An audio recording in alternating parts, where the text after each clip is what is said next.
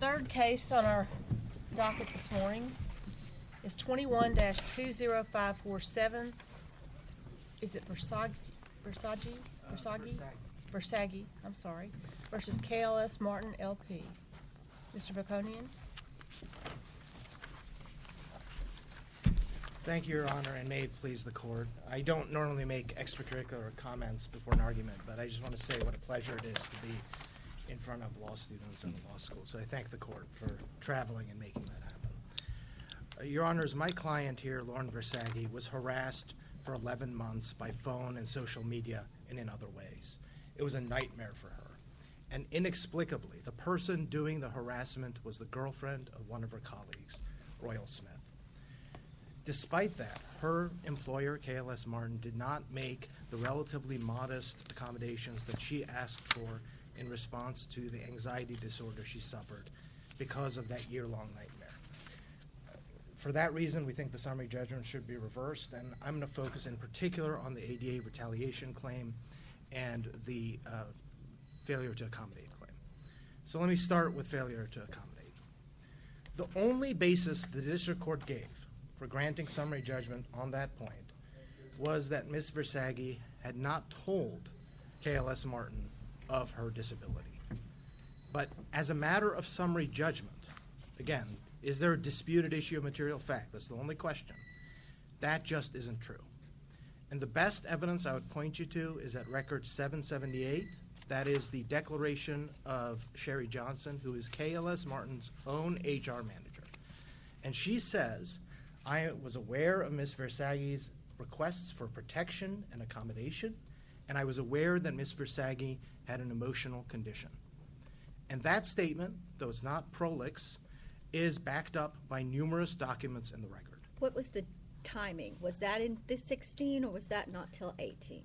No, Your Honor. She is only the HR manager in 2016 and 17, so and then she leaves.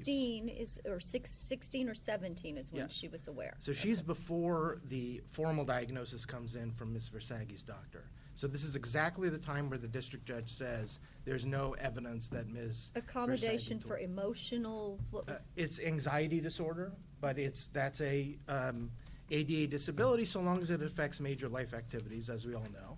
And here, there's clear evidence in the record that it affects her major life activities. There's a letter from Ms. Versaggi, for example, saying that she can't sleep. So that's directly on point. Again, I know they want to make other arguments at trial, and that's fine. We certainly look forward to litigating this case on the merits.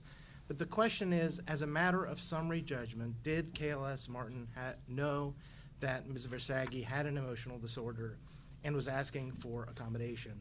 The answer to that is yes, and at the very least, there's a disputed issue of material fact on that point. And so from our perspective, that's all Judge Hittner said. And so if that's wrong, then we think you ought to reverse and remand for further fact development in the trial court. Now, Is there anything else? I mean, you say that you probably don't need anything else than the HR person saying she requested accommodation.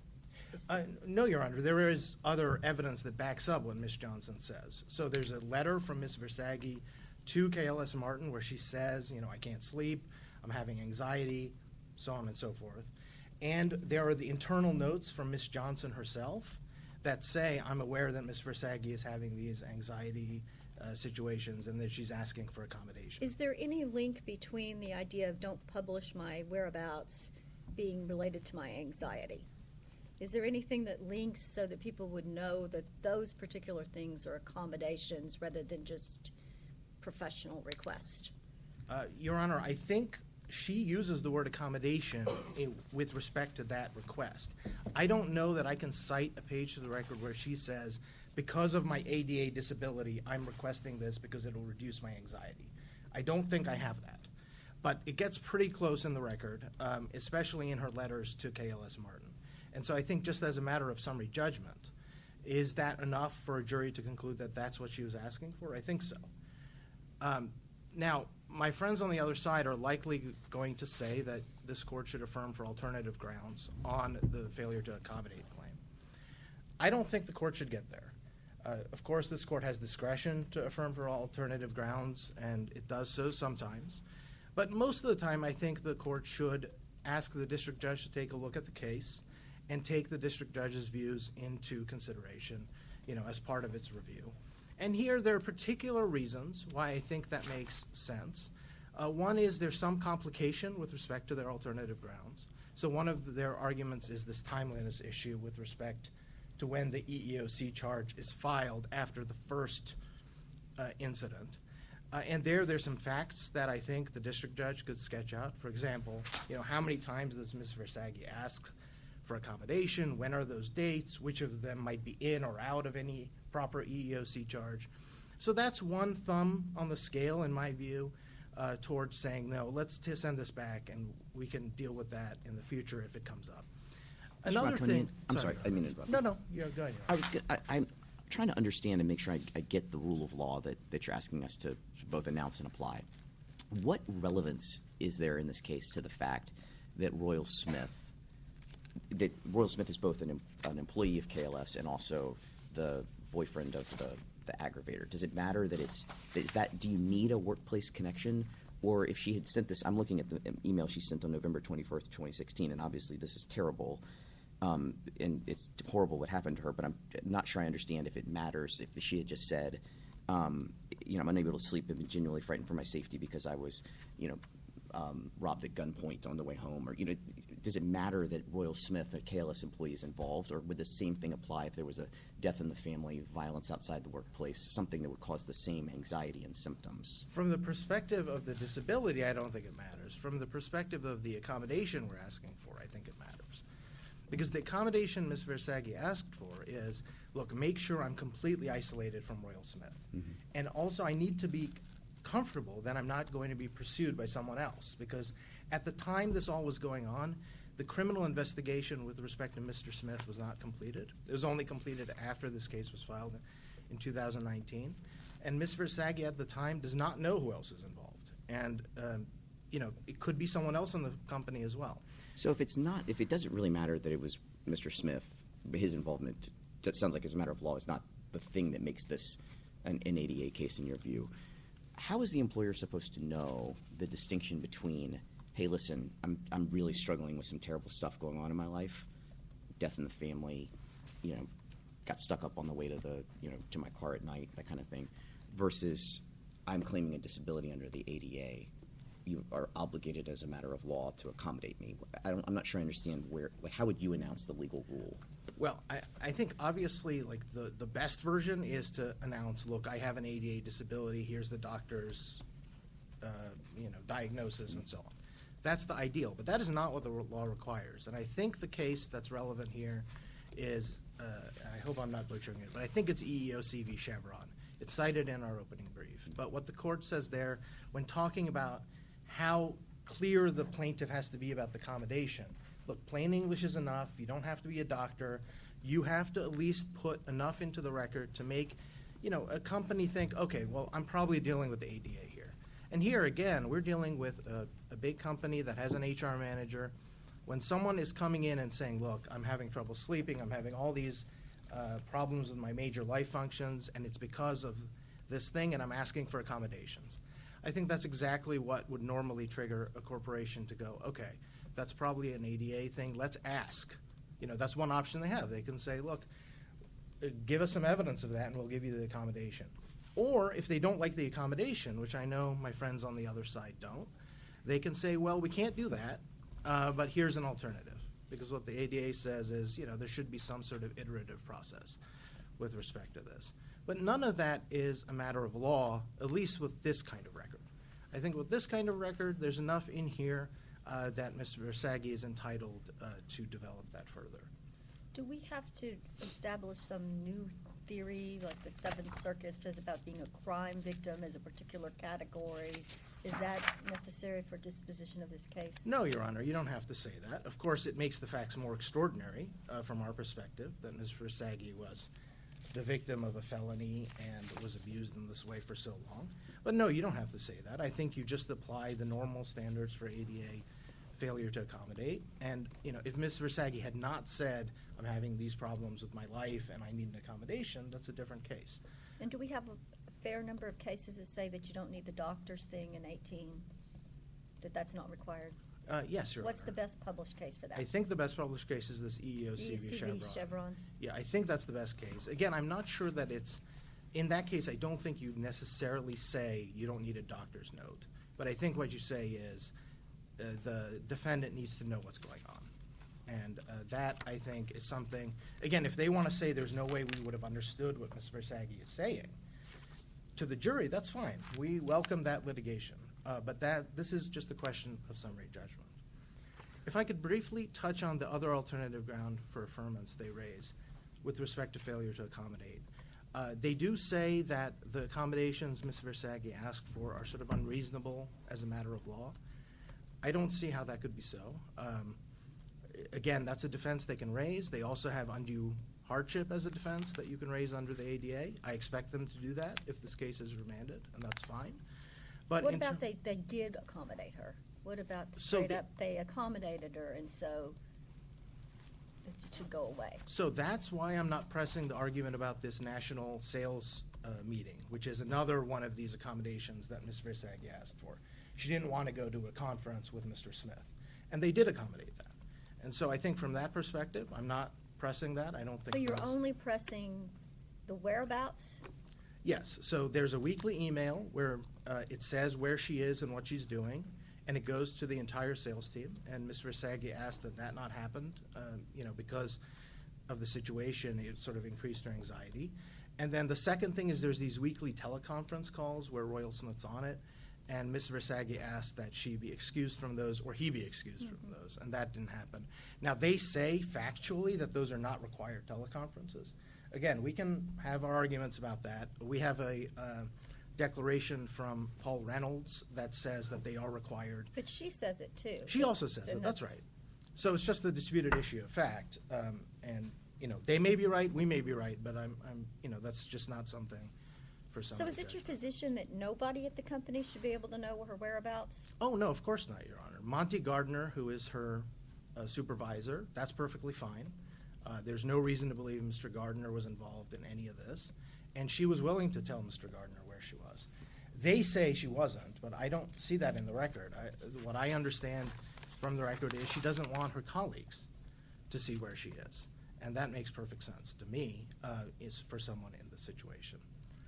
If I could briefly address retaliation, since I'm in the last 2 minutes. Again, the only basis for the district court's decision there was a pleading failure. So it's effectively a 12b6 dismissal. But if you look at this petition, and it's a state court petition, now I know under Smallwood we have to treat it as if it's a federal petition, a federal complaint. But it is a state court petition, and it mentions retaliation, and it sets forth the facts that support Ms. Versaggi's claims on that point. And so I think the district court was just wrong in granting essentially a 12b6 dismissal. But even if there was a problem with the pleading because the retaliation claim was not broken out, which is the problem I think the district court identified, in that scenario I think you have to give leave to amend before dismissing with prejudice. And even if that was wrong, let's say Ms. Versaggi had filed a petition that doesn't say anything about retaliation at all. As I say in our brief, there are numerous cases from this court that say in that scenario, if you raise a completely new cause of action in your opposition to summary judgment, you have to assume that that amends the complaint. It's sort of a manifestation of Rule 15a. And so, one thing I might say if I was on the other side is, oh, well, there's unfair prejudice in that scenario because how would we have known? But if you look at Ms. Versaggi's EEOC charge, all of those causes of action are set forth in there in some detail. Again, it's not as crisp as you eventually get to, but that's the nature of an EEOC charge. Is your hostile work environment your weakest? Yes, Your Honor, it certainly is the weakest. It's a little weaker than constructive discharge, which is in turn a little weaker than these other two that I'm focusing on. But I would basically stand on my briefs with respect to those. And I think I don't necessarily need them if I can get these first two that we're talking about.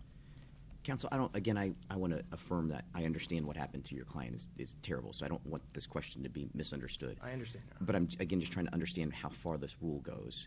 If an employee sends to the HR manager an email and says, I'm depressed, I'm having trouble eating, I'm having trouble sleeping. I'm going to go see a doctor next week and see if I can get some medicine for my depression. Is that an invocation? And by the way, I need you to accommodate my depression. That's the email. Does that trigger the protections of the ADA? Yes, I think as a threshold matter.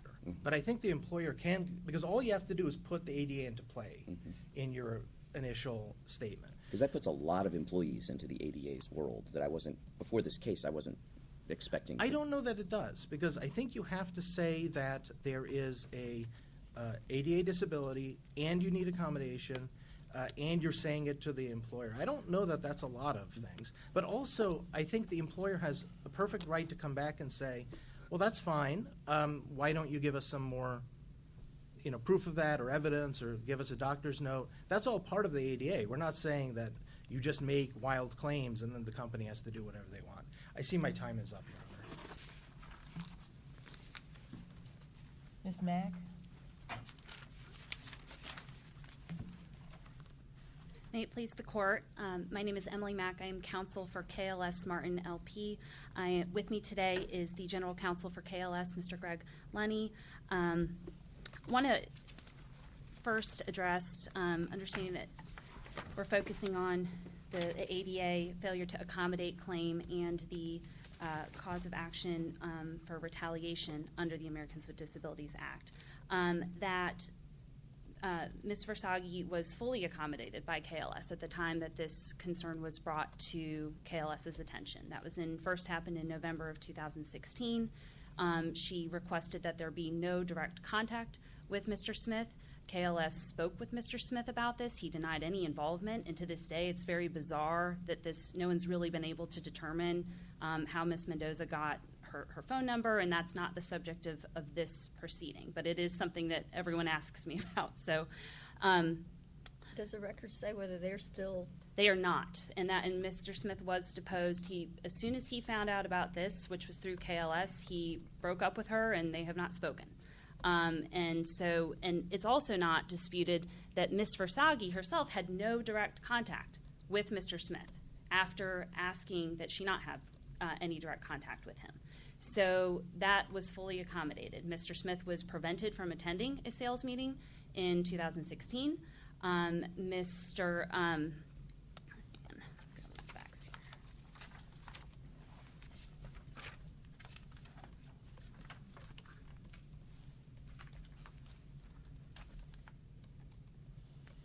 There was also a regional sales meeting in December that was canceled, and he was prohibited from attending a national sales meeting in 2017.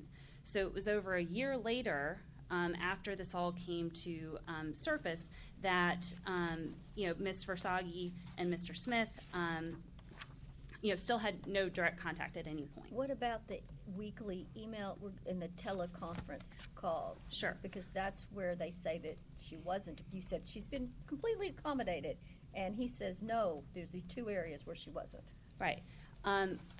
With respect to the weekly emails, Mr. Smith was not on those. She doesn't dispute that Mr. Smith was not copied on those emails. But we don't know who had access that was feeding this to the other person. Right. That's why couldn't it be limited to her boss? Right. All she was asked to do, and in fact not required, if she didn't do it, she wasn't disciplined or anything, but she was asked to disclose what cities she would be in with the other sales representatives who were on her team so that they could coordinate potentially sales activities. If I'm going to be in Austin during this week and you're going to be there, there may be a common client that you would want for, again, to perform your duties, to be able to know that someone else, so that multiple sales reps aren't hitting up the same hospitals or clients at the same time. And so this wasn't, again, there was no indication that anyone else at KLS was involved here, and that was reasonable. Now, right. Well, that's kind of, why isn't that a fact issue? Because the idea that you're not accommodating her request. Because you're saying it's not reasonable, because it's reasonable for her to tell her team where she is. And so it's a choice that her request is too much. And that you're totally allowed to do that as an employer and say, no, we can do this, but not that. right. But But isn't there a fact issue on whether this was a reasonable request or so you can't say you accommodated her because you didn't. Well, I mean, or at least there's a fact issue.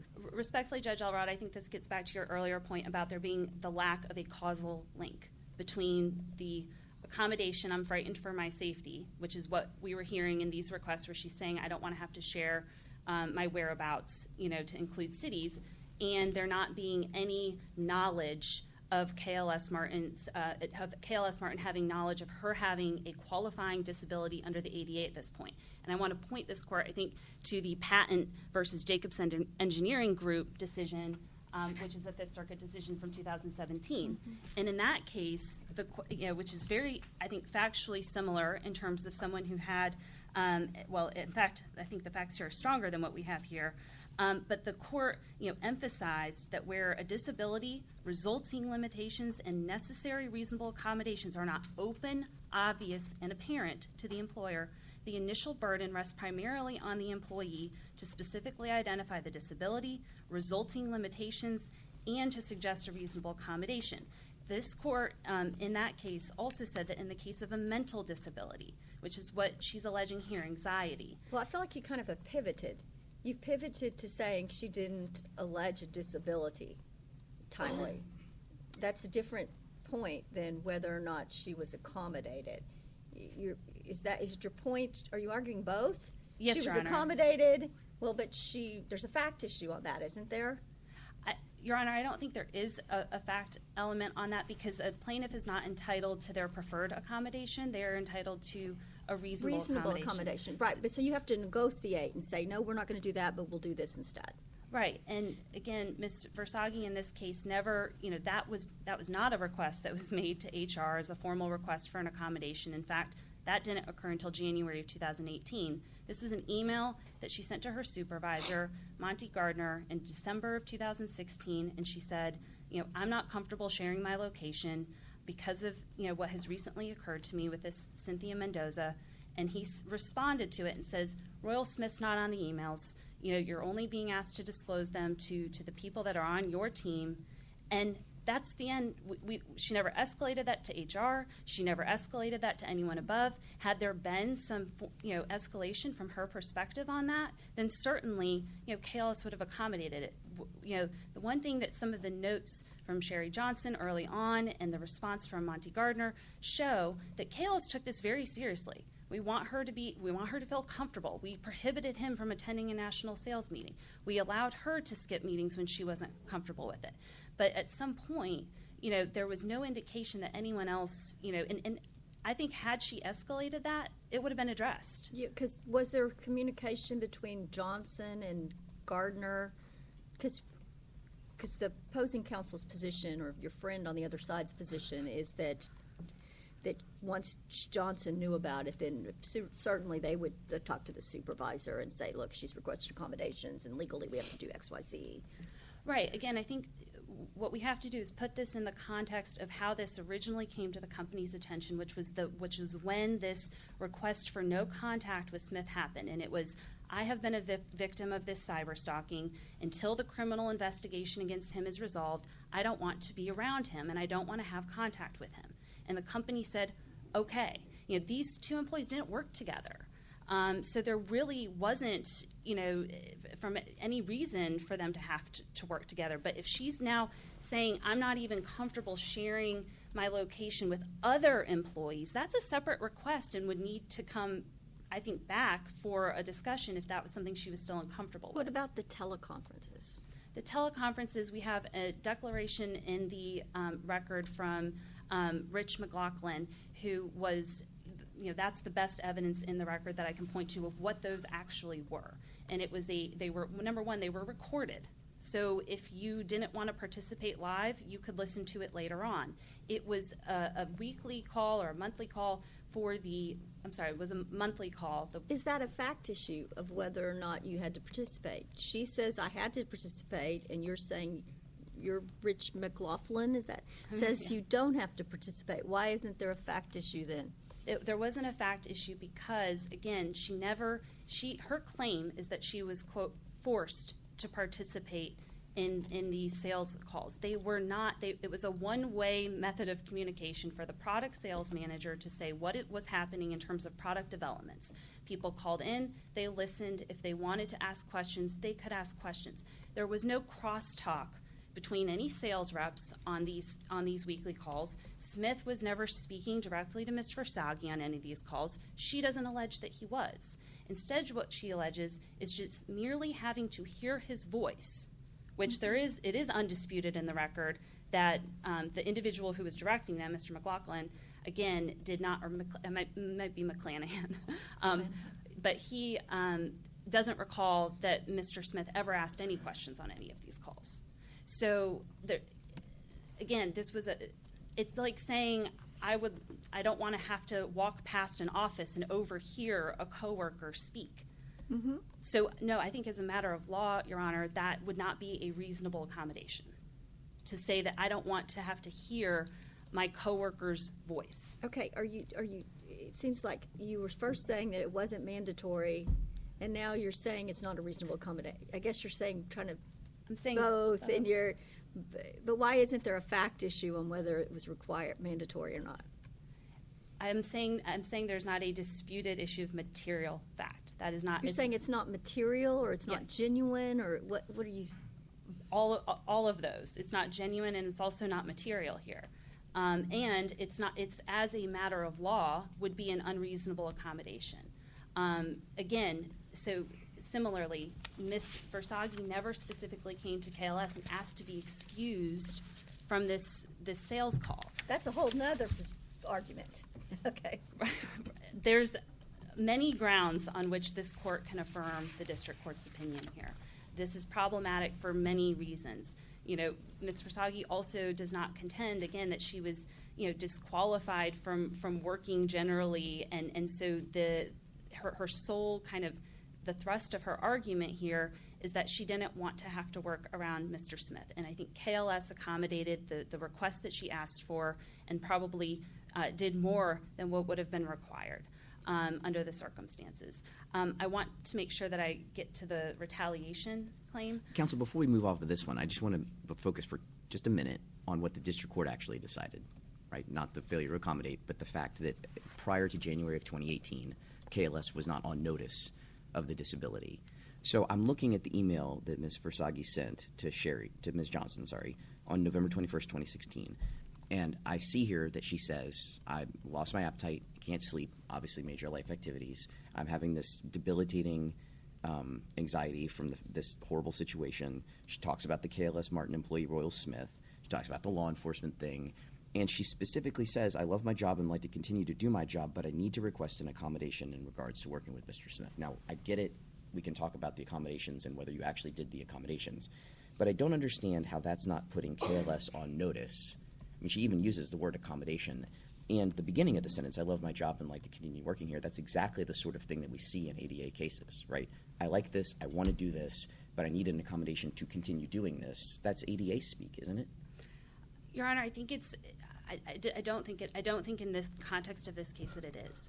I think that had she said, again, the accommodations and the language that is used with respect to the accommodation doesn't come with something like modified work schedule, work from home, leave of absence, struggling to perform essential functions of my job. It comes with respect to I am afraid for my safety and want to be kept away from this individual. I think when you take the email in context and in the context of the meetings that occurred in the days that followed and what she was specifically asking for, that takes this out of ADA world and really puts it in terms of more just general safety, concerns for personal safety, which are important and which the company, I think, did everything it could to accommodate, right? But it doesn't translate this into an ADA disability accommodation case. But it goes on. I mean, in many ways, I think the next paragraph is the one that's the most compelling. Because she says, look, you told me on the phone that an email's enough, but, quote, I would like to fill out any appropriate paperwork to file a formal document detailing this. I'd like to schedule a meeting with HR. I mean, she's trying to avail herself of HR remedies, right? Well, the HR, there are notes in the record from the meeting that occurred the day after, and I think what you will see in those notes is that her concern was personal safety and being kept away from Royal Smith and wanting until, this criminal investigation into the harasser was completed, not I'm not able to meet job obligations. And that's, I think, what is the important crux of this. She, at all times, has said she was a stellar employee and none of this interfered with her work, performance in any way. And so, when you're an HR professional and someone is saying that's kind of the crux of it, is I have this disability, it's that causal link, again, between the disability and your inability to perform your job functions without a reasonable accommodation. She was not asserting that she couldn't perform job functions without an accommodation. And that's what's different about this scenario from an ADA case and a true failure to accommodate case. Again, well, if you can't sleep and you're having an anxiety disorder, that is going to interfere with your job unless you can get some sort of accommodation. Ms. Versaggi has never contended that this interfered with her job performance in any way, and it's not in the record. She has never asserted that this has interfered with her ability to perform her job. That the fear of having to hear his voice would hurt her ability to do her job. She has never even made though she can't sleep and she's got anxiety disorder. Well, she wasn't diagnosed with anxiety disorder until 2018, and I would say that generalized references to stress, to anxiety, even to lack of sleep, again, an impairment in and of itself is not a disability. It has to substantially interfere with the activities, and then there need to be limitations that result therefrom that result in the need for an accommodation. Lack of sleep is an impairment, right? It's an impairment, but not necessarily a disability. It's an impairment, right. Well, it requires, the issue because it interferes with the job function, because you can't have the normal meetings that would have everybody's voice on the phone, regardless of whether they're directly speaking to each other or they're speaking to the supervisor only. That is the normal job. That's the normal job duties as a salesperson, to be on the phone with your sales manager, getting the hoopla. This is what we're going to do, and this is how we're going to win and get more, sales this quarter than last quarter. And these are our contacts that we need to follow up on.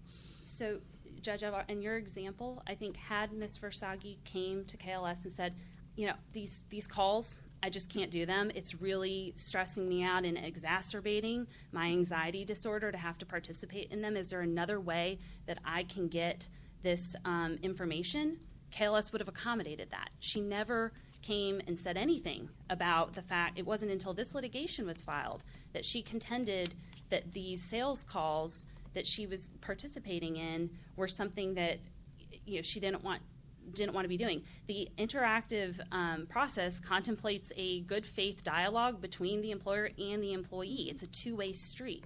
So her saying, I don't want direct contact with Mr. Smith, the company made sure that happened. This wasn't direct contact, it was indirect contact. And if it was something that was bothering her, then she had an obligation to come to KLS and to tell them that it was bothering her, and that is not in the record. So the report to her supervisor was inadequate.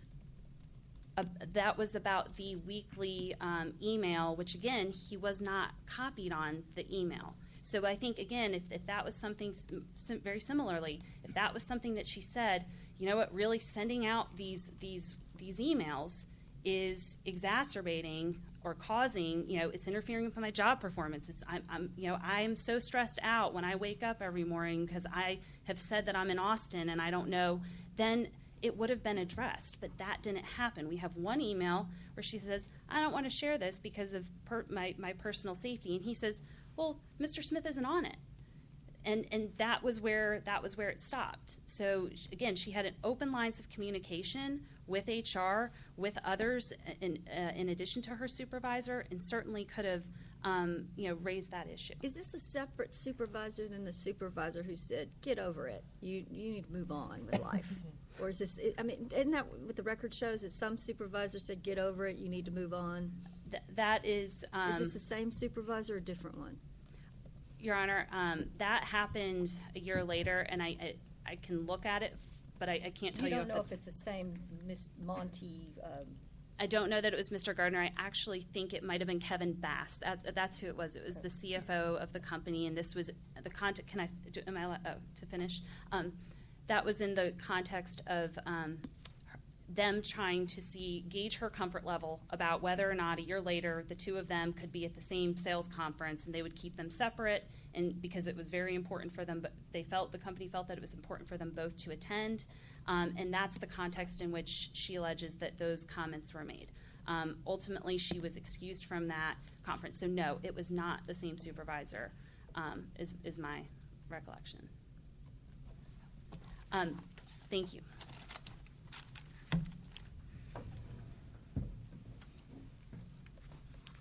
Thank you, Your Honors. A few brief points. One, I just want to bring this back to what the district court held, as Judge Oldham observed. All we have with respect to failure to accommodate is the district court saying KLS Martin did not know about the disability at all. Nothing to do with the scope of the accommodations, what kind of accommodation, who did what. None of that is the basis of the district court's opinion. And so I think you can just read the letter Judge Oldham read Ms. Johnson's declaration, read the other notes that we have in the record, and conclude that there's at least a disputed issue of material fact. Number two, my friend on the other side said, Ms. Versaggi says she was a stellar employee throughout. I do want to make one observation on that. This is exactly how we want plaintiffs in ADA cases to behave. She's trying to do her job, and she is really good at it. And now all she needs is these small accommodations, relatively modest accommodations, to help her anxiety, and that's what they denied. The fact that they granted her other accommodations, I understand that, but that's something that they can argue to a court later or to a jury or wherever we end up with this case. Third, KLS Martin says again and again, including in their brief, that really Ms. Versaggi was upset about her safety, and that's not her anxiety disorder. And so her announcement in that letter, it doesn't give them notice. It is certainly true that Ms. Versaggi is also upset about her safety, and so those things intersect. But I think there's no doubt in the record that Ms. Versaggi is saying she has a terrible emotional condition, and there are these accommodations that can help her. So the fact that she also has safety concerns is just not a problem for us, at least, again, at summary judgment. Finally, and I'll cede back some time, I think, unless the court has questions, there's this dispute of material fact about whether these phone calls are mandatory or not. I understand that their person says they're not. Ms. Versaggi and Paul Reynolds say they are. That's, again, something that needs to be sorted out at a trial court. Having said that, unless the court has further questions, I urge you to reverse the judgment below. Thank you, counsel. You have your argument.